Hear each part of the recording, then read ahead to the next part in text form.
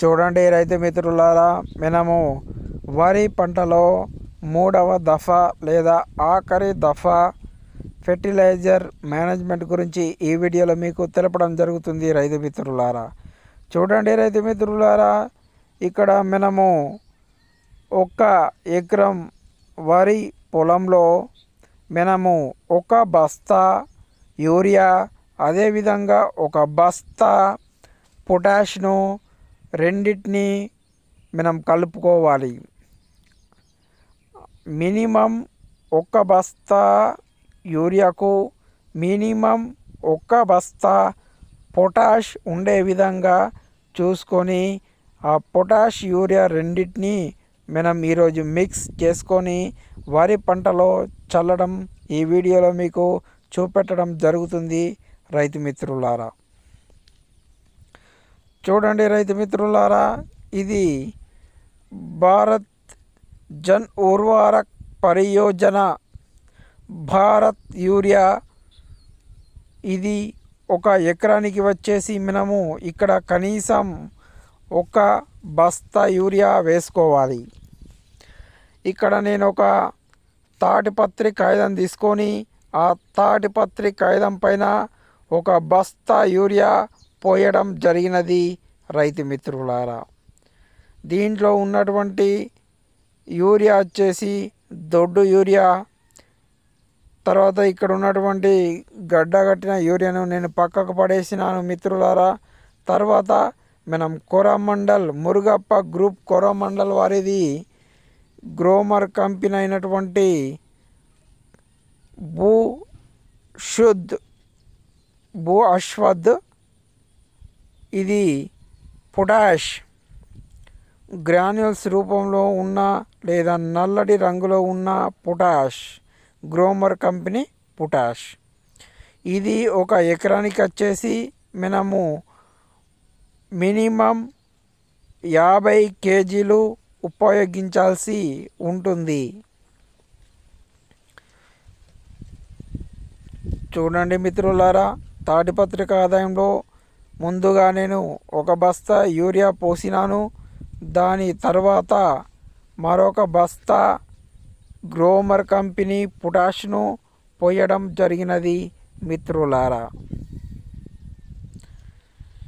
ఈ విధంగా మనం 1 ఎకరం వరి పంటలో ఆఖరి దఫా చివరి ఫెర్టిలైజర్ మేనేజ్మెంట్ చేయాల్సి వచ్చినప్పుడు మనము 1 బస్తా యూరియాకు 1 బస్తా పొటాష్ను ఈ విధంగా కలుపుకోవాలో ఈ వీడియోలో చూడండి. ఈ విధంగా యూరియా మరియు పొటాష్ రెండిట్లను కూడా మనము మొత్తం మిక్స్ అయ్యే విధంగా, ఆ రెండింటి మిశ్రమం కూడా మొత్తం కలిసే విధంగా మనం కలపాలి. చూడండి మిత్రులారా, ఇక్కడ యూరియా పొటాష్ అనేది చాలా కీలకం. ఇది ఆఖరి దఫలో మనం ఖచ్చితంగా వేయాల్సినటువంటి ఇది పొటాష్ అనేది చాలా ముఖ్యమైనది. మనము ఎటువంటి రోగాన బడిలా పడకుండా మన పంటను రక్షించుకొనుటకు ఉపయోగపడుతుంది ఈ పొటాష్.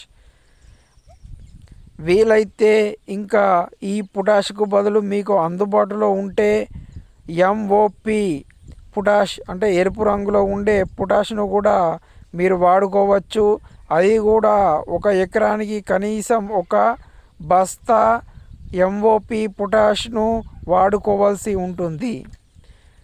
ఆ విధంగా ఆ MOP పొటాష్ అందుబాటులో ఉంటే MOP పొటాష్ను తెచ్చుకోండి. అది అందుబాటులో లేకపోతే ఇలాంటి నలుపు రంగులో ఉన్నటువంటి పొటాష్ను కూడా మీరు ఉపయోగించాల్సి ఉంటుంది. చూడండి మిత్రులారా, ఇక్కడ 1 బస్తా యూరియా 1 తాడిపత్రి కాగితంలో పోయడం జరిగినది.